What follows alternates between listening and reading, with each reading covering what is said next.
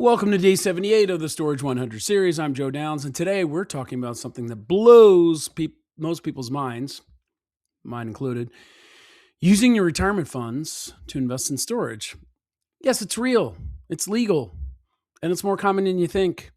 And if you want to go even deeper on strategies like this, the Storage Moguls community at storagemoguls.ai, again, storagemoguls.ai is the place to join because it's free. And why is it .ai? Because it's an AI-powered community.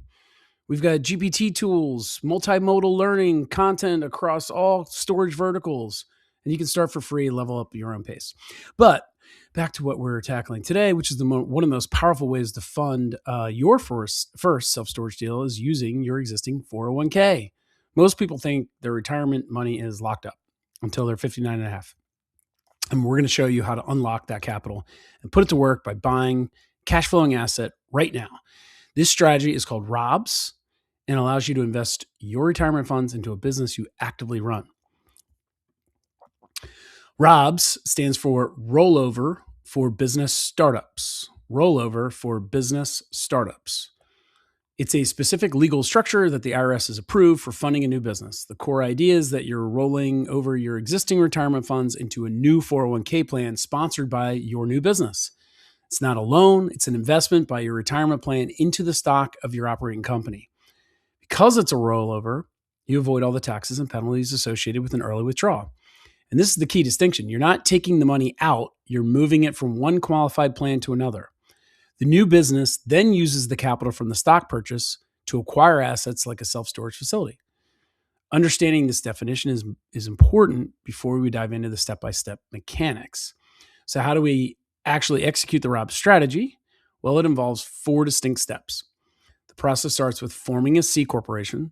This is non-negotiable for ROBS. You can't use an LLC or an S Corp for this specific type of transaction. Once the C Corp is formed, the corporation establishes a new qualified retirement plan, typically a 401k. And then next, you initiate the rollover, moving funds from your old 401k or IRA into this new corporate plan. It's a tax-free transfer of capital, makes the whole thing work. Then the last step is where the funding actually happens. The new 401k that's now newly funded, that new plan purchases stock in the C corporation, just like the big Fortune 500 companies that allow employees stock purchase plans. This stock purchase injects the capital directly into the C Corp's bank account, which you then use to buy the storage facility. The entire sequence results in your capitalized with your own retirement money. So now that we know the mechanics, let's look at the powerful benefits this structure provides. Because the mechanics are clear, but the benefits are what make this strategy so compelling for storage investors. First major benefit is debt-free funding for your acquisition. You're investing your own capital, meaning you have no monthly loan payments to the bank. This eliminates interest costs and immediately boosts your cash flow from day one. Second benefit is that you can pay yourself a salary from the business. So unlike passive real estate investing, you're an active employee, which is a requirement of the ROB structure. This means you can draw a salary and potentially qualify for health benefits through the company.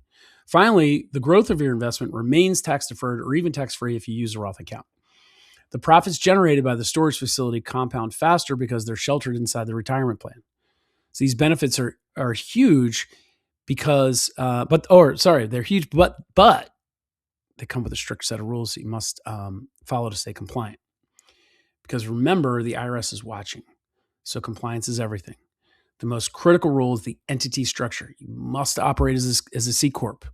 The C Corp is the only entity type that you can issue this type of stock that the retirement plan is legally allowed to purchase. Second, you must be an active employee of the business, not a passive investor.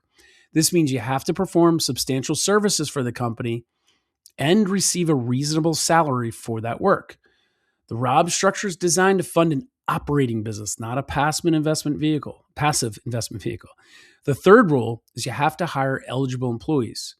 You must offer them, if you hire eligible employees, you have to offer them the same retirement plan benefits. You don't have to hire employees, but if you do, they get the same benefits you do. An eligible employee is generally someone who would work over 1,000 hours per year. So, it's a big business if that's what you're doing. Failing to follow these rules can result in the entire transaction being disqualified, leading to severe taxes and penalties. We don't want that. Okay, so that's the rules. Now let's talk about who's the perfect fit for the strategy. Because it's a strategy tailor-made for a corporate refugee who's ready to fire their boss, right? They're leaving the W-2 world to build their own empire using their own capital. In my opinion, the minimum entry point is having at least $250,000 in retirement funds. This is the threshold where the setup fees become a worthwhile investment. You can make a case for less, but you still need to buy a storage facility, and you have to be an active operator, meaning you're an employee of the business. So you need to take on a role like a CEO or a manager because this isn't passive investing. See, the ideal candidate is tired of market volatility and wants control. They want to invest in a tangible asset they can actually manage like real estate. And because we're using Rob's, it's got to be a business, so that's self-storage. So what does this level of control and compliance actually cost you? Well, let's take a look at the numbers. So since we know who this is for, let's break down the financial commitment to make this happen. There are two main costs. You got a one-time setup fee and then an ongoing maintenance fee. The one-time setup fee is a flat fee, should be between $4,000 and $5,000. This should cover the C corporation, the 401k plan creation, and the IRS determination letter. Should also include the critical rollover execution to move the funds. Ongoing maintenance is likely between $120 and $150 a month, and that covers plan administration, annual IRS filings like Form 5500, compliance testing. Folks, this is not a DIY strategy. You must use a specialized Rob's provider. Compliance is everything here. Don't do this yourself. And a specialist ensures you will stay on the right side of the IRS, and that's the most important thing. These costs are manageable, but let's clear up some common misunderstandings about how the money works. The first myth is that this is a loan against your 401k. It is not. It's actually an equity investment, since your 401k is buying stock in your C-Corp. Second myth is that you have to pay the money back monthly. You do not. The reality is that there are no loan payments because it's not a loan.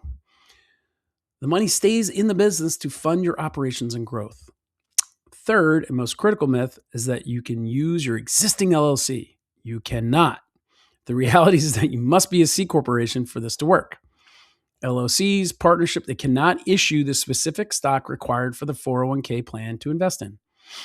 With those misconceptions now cleared up, let's look at the power of this strategy, which is the ability to unlock your trapped capital. You got money sitting idly in a retirement account that you can't touch and likely aren't happy with how it's invested. This process allows you to put that money to work for you right now into hard assets, real estate. Don't let that capital sit in mutual funds earning minimal returns with outside risk while you're waiting for retirement. You're turning what we call dead money into active cash flow by using the Rob strategy. It's the fastest way to fund your business without taking on debt or giving up equity to outside investors. It's time to take some action and put this knowledge to use, folks. So you've now got the knowledge to fund your business using your own retirement capital. So what's the next step? Well, next is day 79, seller financing, which is the holy grail. All right, please like this video if you are now a fan of Rob's. Subscribe to the channel so you don't miss any of our daily Storage 100 episodes. And again, share this video with someone who needs to hear they can use their 401k to start a business. They will thank you later. And remember, your 401k doesn't have to sit in a mutual fund earning 7%. 7.8%, I think, is the historical national average. While you build someone else's dream, we can do better than that in self-storage. Self-directed retirement accounts can be a game changer for storage investors and for your life. If you want to learn more from people who've actually done this, join the Storage Moguls community for free. StorageMoguls.ai, StorageMoguls.ai.